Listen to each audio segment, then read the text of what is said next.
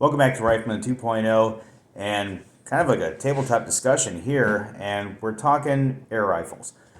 I'm a big fan of my Gamo Whisper. I like it a whole lot. I mean, the suppressor thing is kind of a gimmick, whatever. But it's very simple. It's to the point. You cock it, put the pellet in, close it up. Recently, I've been looking at PCP rifles. It seems like a very interesting concept. It seems like it's got a lot going for it. Super accurate. Uh, I've never noticed any recoil whatsoever in an air rifle. Yeah, but that's the talk of the town, I guess. No recoil in PCP rifles. Well, there's no recoil in any air rifle, but okay. So there was all this, and then like the consistent. It's supposed to be a consistent shooter because you're based off of PSI. So I'm not really sure how it works. I don't own a PCP rifle, and after looking further into it, I don't think I will own a PCP rifle. You interested in that? Once you get to the extras involved in it, your air pump, you might go into it thinking that your air compressor will fill it up. No, your air rifle is going to go 3,000 psi. Your air pump.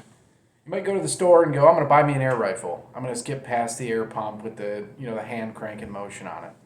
Nope. Can you go to your air compressor and go, okay, we're not going to pump it by hand? Nope. It's only going to put out 150 psi. You need 3,000, give or take. You need an air pump to do that. $300, give or take, on Amazon. Or you can go your scuba tank route, as you were saying. We live in rural, non-coastal area. You're not going to a scuba shop here on the Great Lakes. We don't have that. Yeah, the pump technique, you're like, okay, whatever, I'll just do it with brute strength. Well, 300 pumps, if you've ever done that before and you're pumping up 3,000 psi on a hand pump, it takes a little bit of effort. Okay, not a big deal, but that's only going to get you so much in the tank. So the question comes, is it worth the effort? Is it worth the cost? That's really the big deal that comes down to it. If you think about the cost, you're going to go, okay, I'm going to have $1,000 into an air rifle set up with a compressor, whatever. Is it worth it? No, just buy some more ammo.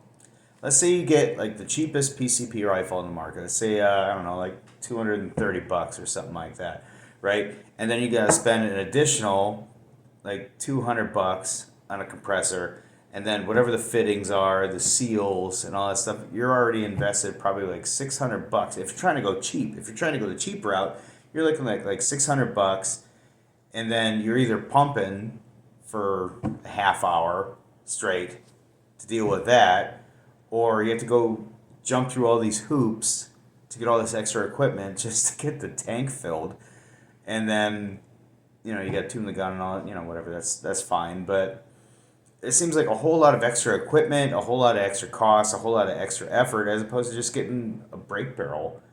I'll go get a Gamo for $250. That's guaranteed at minimum. It's advertised 1,200 feet per second. Okay. And a 22, they're advertised like 900 feet per second. You brake barrel, put the pellet in, close it up, you shoot. You don't got to buy nothing else. You buy the pellets, buy the rifle, maybe a scope. That's it. You're only in the hole $250, maybe 300 if you get a nice one, or But you don't got to get all this other stuff. You don't got to tote that around. I can take a brake barrel out backpacking with me and know it's going to shoot reliably. I can go kill some squirrels or a rabbit or whatever, and I don't got to worry about it. I just take a pocket full of pellets, my brake barrel, put it in there. It's going to work. I don't have to worry about finding scuba tanks or special compressors. It's not going to work in my standard like garage compressor that I can air up my tires or whatever, or spend a half hour pumping. Am I off base with this? Or? And at that point, you got to think, what is your time worth? So you're going to spend a half hour pumping to get your 10 shots within your optimal range of your 3,000 to 2,000 psi. You're going to spend a half hour doing that. Half hour of time, you get an hour. $16 an hour, you got yourself a box of 17. That's at the expensive end of this one. We're comparing it to a 17 HMR now, and not a 22. 22 obviously much cheaper. I haven't bought that in a while. I don't know what it's going for. But yeah, whatever. even at the expensive end, you're not working for might be $16 an hour. Yeah. You're not going to do that. It's not worth it. I'll just go down to the Rural King and get an RS-22 like I just did. And you're also not gonna take your rifle out for a weekend of backpacking. You're gonna have your drawdown, you're leaking air naturally, as with anything. Oh yeah, like a brake barrel. Let me break out my scuba tank real quick. Yeah, a brake barrel. You know, you're not leaking. You're not leaking You got air. what you need. You got everything you need. Yeah, everything's ready to go. The PCP is it doesn't hold. Obviously, it's not going to hold the pressure. I mean, it's going to hold it for like a short period of time. But I could put my Springer in my backpack and then leave it there for like 6 months. And guess what? I pull it back out and it's going to shoot the same. I do that with a PCP gun. I got to go through all that craziness all over again after I bought everything. If you take it for a labor standpoint, if you have to crank that gun 60 times to get off 60 shots, or if you have to pump an air pump 300 times per other people's experiences to fill it up, which one are you doing less work with? Well, then, you're losing, after every shot, you're losing pressure. And you're still going to have to continue to pump it. Yeah. So 300 just to get it filled up, not to maintain your shot range. So you're losing consistency there also. Like a Springer is not going to be 100%, but it's overcomplicated gimmick. I'm not seeing any benefit whatsoever in a PCP gun. None.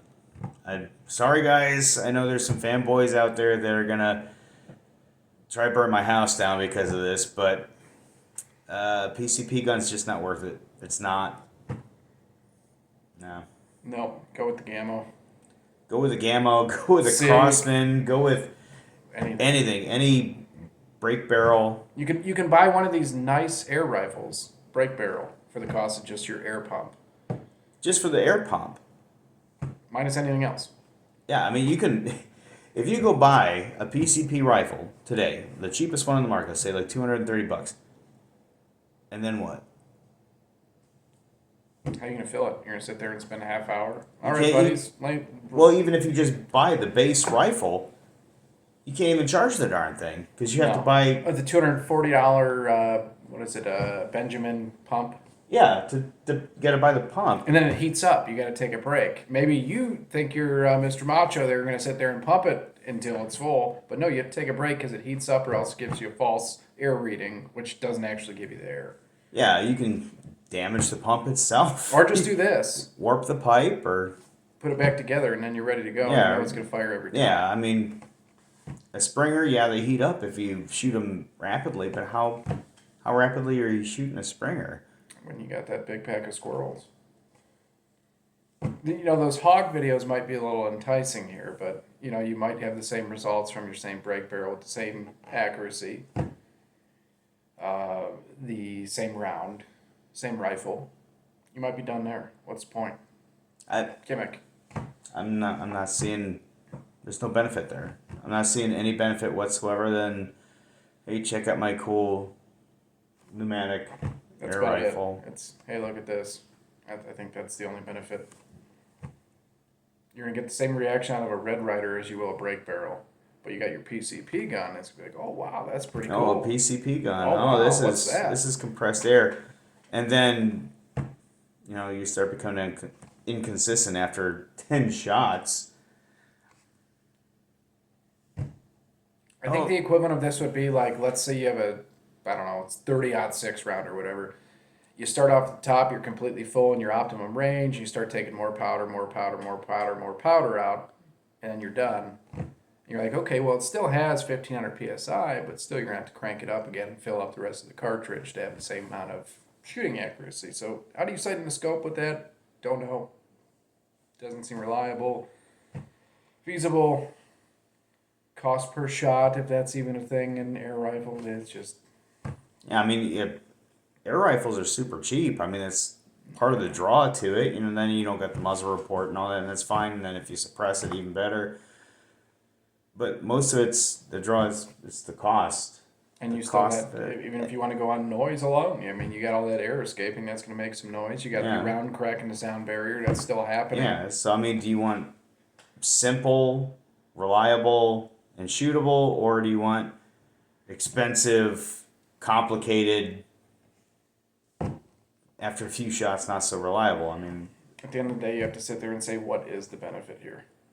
I don't see any benefit in a PCP rifle. Other than it looks cooler. Yeah. Good. Good. Tactical air rifle style. Not even. So, yeah. Let us know what you think in the comments. I'm pretty interested in this one. Yeah, we're up at the store today, kind of picking around, and went over to the air gun section. Was checking out the PCPs, and after doing some very basic research, gonna pass. Doesn't take more than that. Yeah, gotta pass on it, guys.